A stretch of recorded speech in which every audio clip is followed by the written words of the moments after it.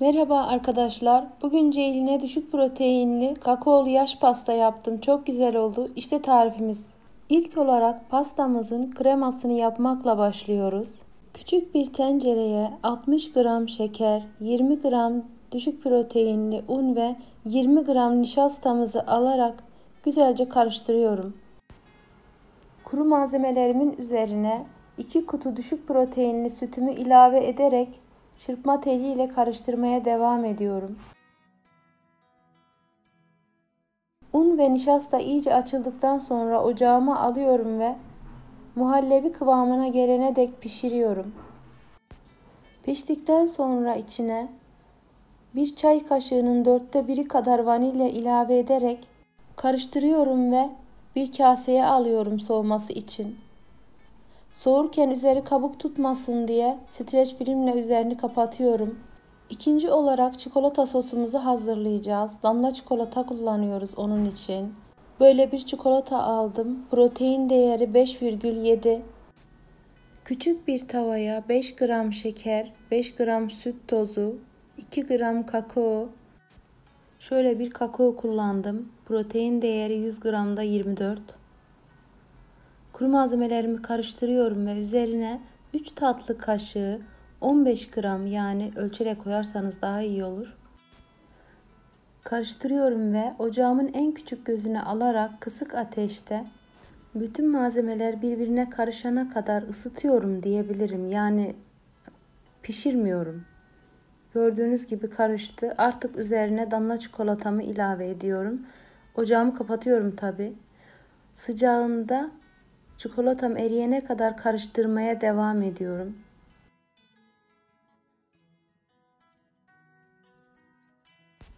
Sosumuza tat vermesi için bir fiske tuz ve bir fiske de vanilya ilave ediyorum ve karıştırıyorum.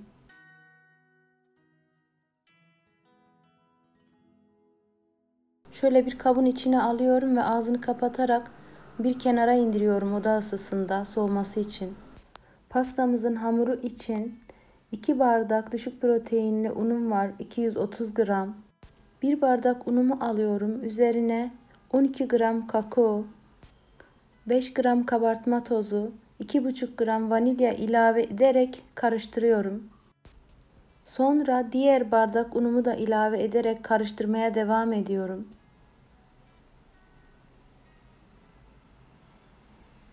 Kuru malzemelerimiz hazır.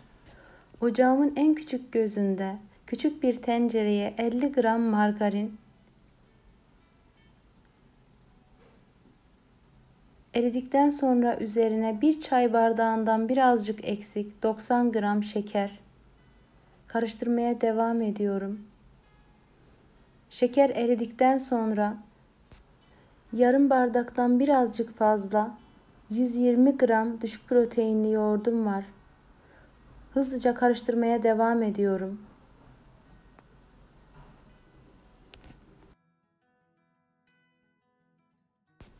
Ta ki böyle baloncuklar çıkana kadar. Altını kapatıyorum ve karışımın üzerine unumu ilave ederek çabucak karıştırıyorum.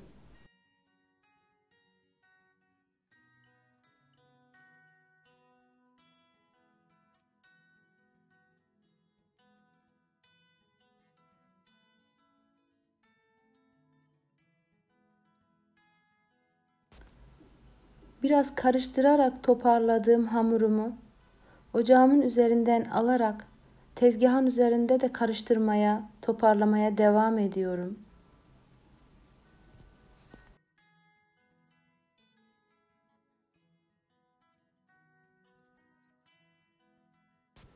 Üzerine bir bez örterek 20-25 dakika soğuması ve dinlenmesi için bir kenara alıyorum. Krem şantimiz için 100 milim düşük proteinli soğuk sütüm var.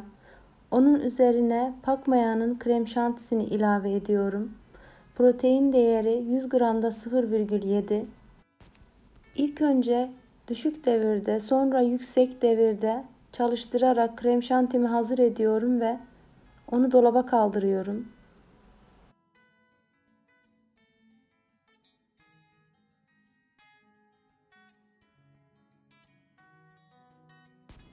Pastamızın kreması soğudu. Onu da mikserden geçiriyorum şöyle güzelce. Sonra üzerine bir paket krem şanti ilave ediyorum ve çırpmaya devam ediyorum.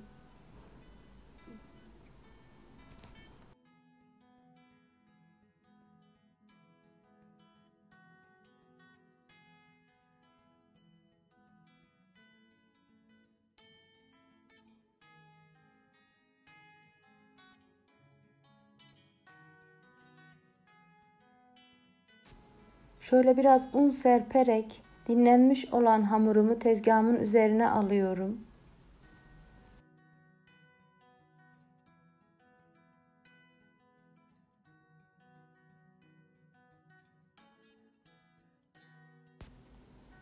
Gördüğünüz gibi çürük çürük.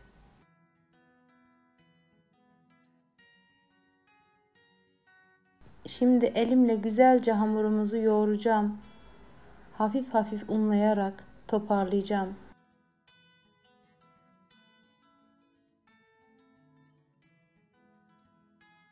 Tıpkı bir bisküvi hamuru gibi.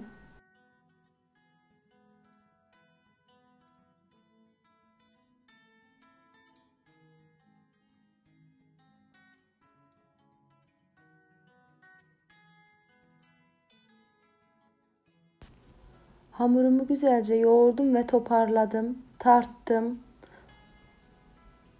6 eşit parçaya bölüyorum. Yaklaşık 80 gram civarında bezeler.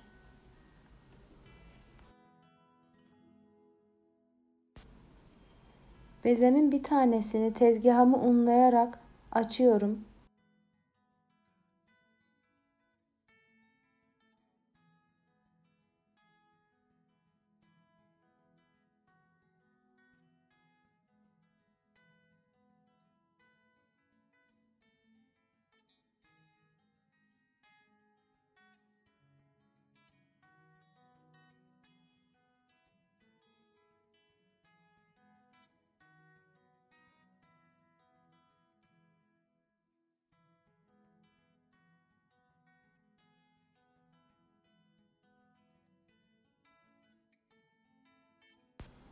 İkinci bezemi açıyorum.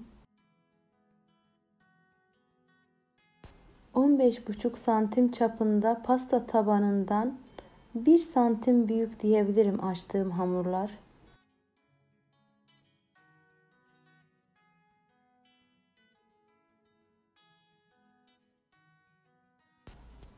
Üç tane hamurumu böyle bir tepsiye yerleştirdim ve açtıktan sonra çatalla delikler açıyorum eşit kabarması için. 180 derece önceden ısıtılmış fırının orta rafına atıyorum. Toplam 9 dakika pişirdim. Piştikten sonra pasta tabanını koyarak kenardaki kısımlarını alıyorum. Bu kısımları birazcık sert oluyor ve üzerini kapatarak kaldırıyorum.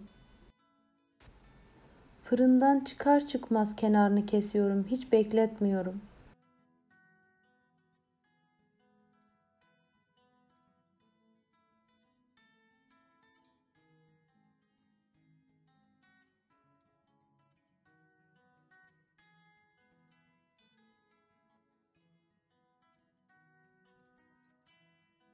Pasta kremasını aralara eşit dağıtabilmek için torbaya dolduruyorum.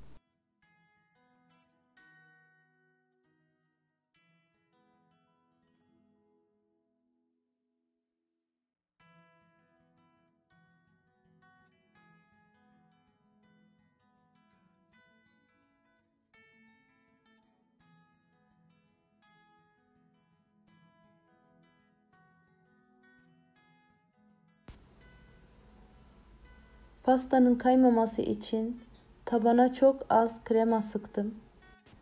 Pastanın keklerinden en alttaki ile başlıyorum.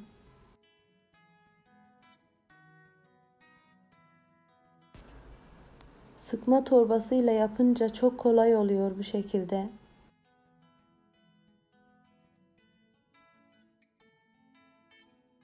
Bu pasta içinde kakao olduğu için, 2 paket krem şanti kullandığımız için damla çikolata kullandığımız için 6 porsiyon değerinde bir pastamız olacak.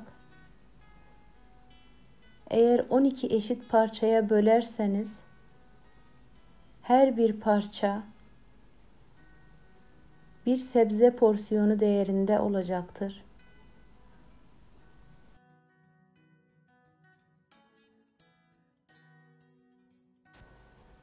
12'ye böldüğümüzde her bir dilimle birlikte aşağı yukarı 25 miligram fenillalanin almış oluyoruz.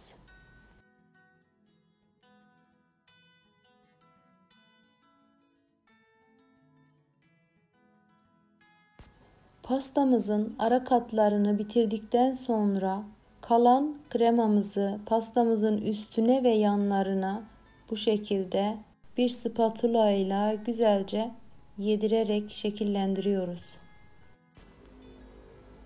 Dışını kaplamak için ben Hindistan cevizini elekten geçirdim ve ince olanı kullanıyorum.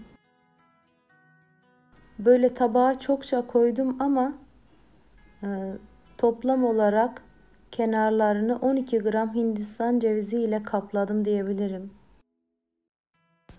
Bu işlemin ardından pastamı dolapta 1 saat dinlendiriyorum.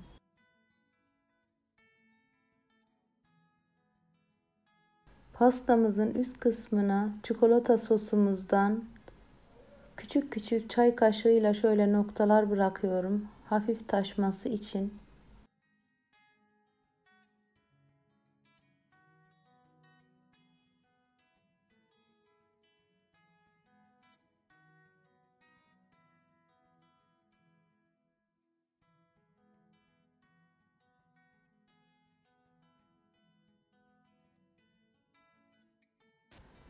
Pastamızın altındaki tabanı çıkarıyorum. Minik noktalarla alt taban kenarını süslüyorum krem şanti ile.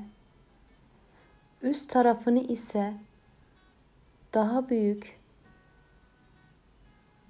çiçek şeklinde süsleyerek tamamen kaplıyorum. Çiçeklerin ortalarına ve boşlukta kalan kısımlarına çikolata sosumuzu gezdirerek güzel bir görüntü elde ediyoruz.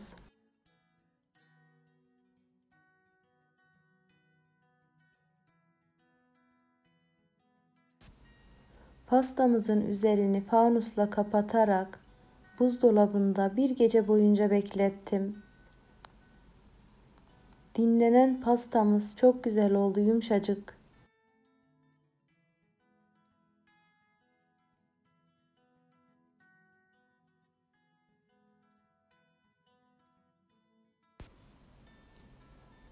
Gördüğünüz gibi çok güzel oldu. Ceylin kakaolu yaş pastayı çok sevdi. Umarım siz de beğenmişsinizdir, yaparsınız. Bir dahaki tarifte görüşmek üzere. Hoşça kalın.